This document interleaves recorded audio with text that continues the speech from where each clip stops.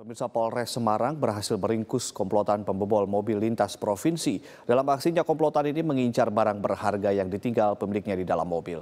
Para pelaku yang dikenal sebagai kelompok Jawa Timur tersebut yakni Eko Soekarno, 47 tahun warga Sidoarjo, Jawa Timur, dan Nazamuddin, 45 tahun warga Madiun, Jawa Timur. Para pelaku berhasil diringkus petugas saat melakukan aksinya di area parkir Pasar Babadan, Ungaran, Jawa Tengah. Korbannya adalah seorang pedagang pasar yang memarkirkan mobil bak terbuka bernomor polisi H1765HG. Para pelaku yang tahu korban meninggalkan tas miliknya di dalam mobil pun langsung beraksi. Pelaku sempat kejar-kejaran dengan petugas, akhirnya berhasil diringkus di daerah Ngawi, Jawa Timur. Polisi mengamankan barang bukti berupa 3 buah kunci letter T dan mobil Toyota Avanza bernomor polisi L1763KQ yang digunakan pelaku untuk beraksi. Para pelaku diancam dengan pasal 363 KUHP tentang pencurian dengan ancaman hukuman maksimal 7 tahun penjara. Yang penting gambarnya.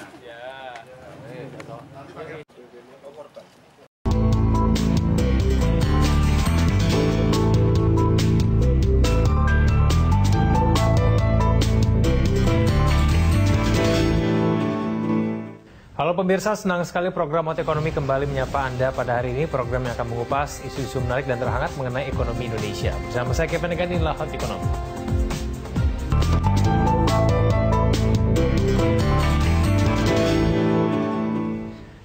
Badan Pemeriksa Keuangan menemukan adanya potensi kerugian negara akibat operasional PT Freeport Indonesia di Papua sebesar 185,58 triliun rupiah. Penyebabnya adalah sejumlah pelanggaran lingkungan yang dilakukan oleh perusahaan pertambangan asal Amerika Serikat itu. Hasil pemeriksaan dengan tujuan tertentu atas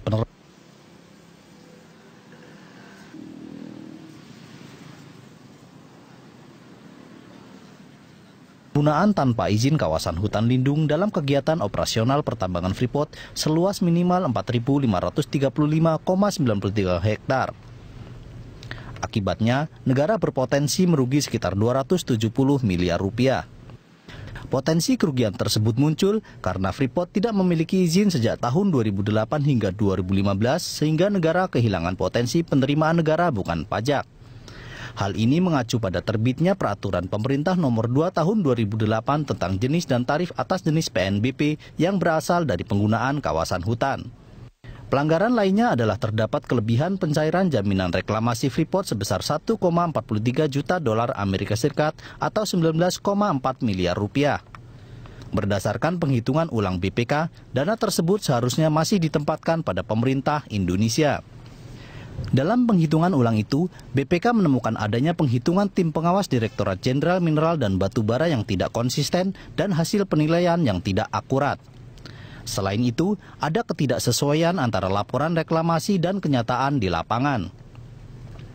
Analisis sistem informasi geografis menunjukkan pelaksanaan reklamasi beberapa blok yang tumpang tindih. Selain itu, sistem penilaian dari tim Direktorat Jenderal Minerba Kementerian ESDM juga tidak memadai. Freeport juga belum menyerahkan kewajiban penempatan dana pasca tambang kepada pemerintah Indonesia untuk periode 2016. Nilainya sebesar 22,286 juta dolar Amerika atau sekitar 293 miliar rupiah.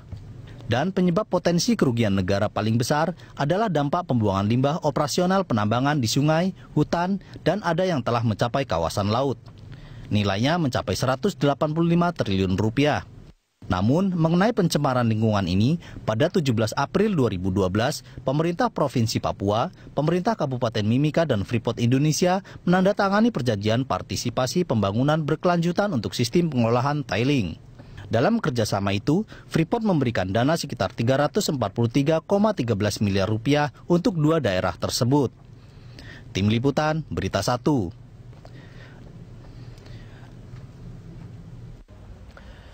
Badan Pemeriksa Keuangan menemukan adanya potensi kerugian negara akibat operasional PT Freeport Indonesia di Papua sebesar 185,58 triliun rupiah. Lantas apa penyebab kerugian negara tersebut dan bagaimana pengawasan pemerintah terhadap PT Freeport Indonesia? Kita sudah terhubung dengan pengamat energi Simon Sembiring. Pak Simon, selamat malam.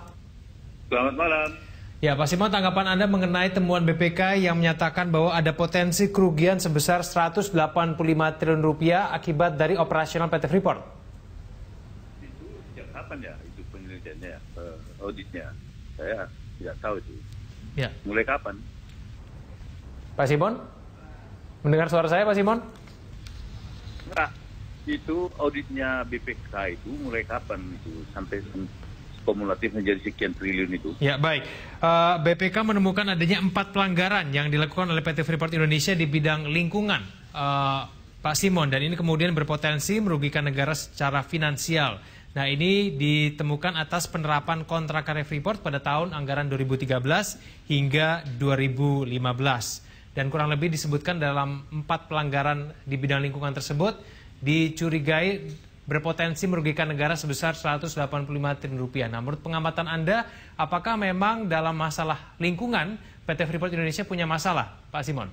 Saya kira memang punya masalah. Jadi begini, dulu kan sebenarnya waktu dia meningkatkan produksi ke 300.000 ton per day, itu kan dibikin tanggul ya. Jadi ada semacam di pembuangan tailing itu ada tanggul melebar gitu kan untuk menahan tailing itu. Ya, tetapi kemudian itu lama-lama hancur, mereka tidak perbaiki sehingga tailing itu sudah sampai ke laut. Aduh? Ya, lanjutkan silakan Pak Simon. Sudah sampai ke laut sehingga pada tahun waktu itu masih zamannya Pak SBY ya, itu wakil daripada ketujuh suku itu sebenarnya sudah menuntut, sudah bikin surat kepada pemerintah, dan itu sudah dibicarakan di KLH dulu. Iya kan? Iya.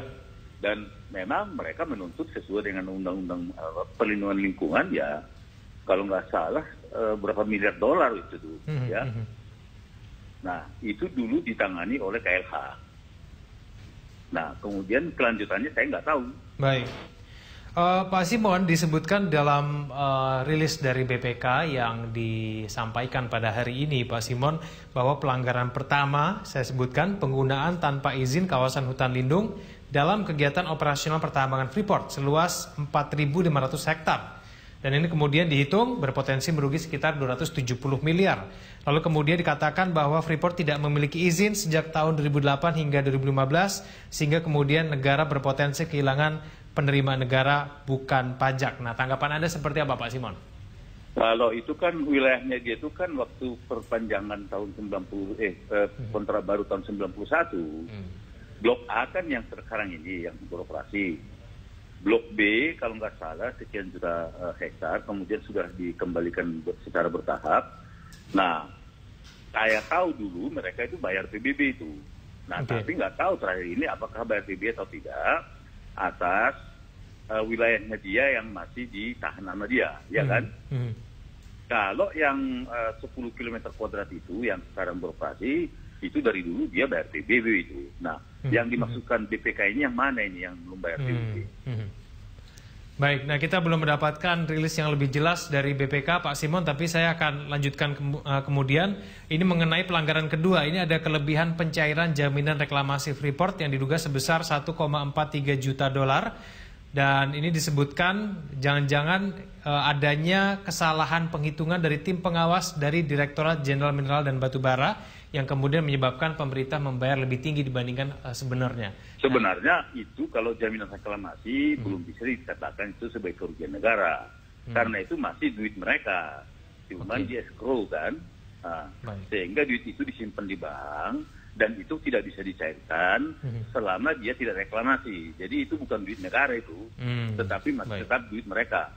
Jadi jaminan reklamasi itu belum merupakan uang negara, tetapi uang perusahaan yang disimpan di satu bank.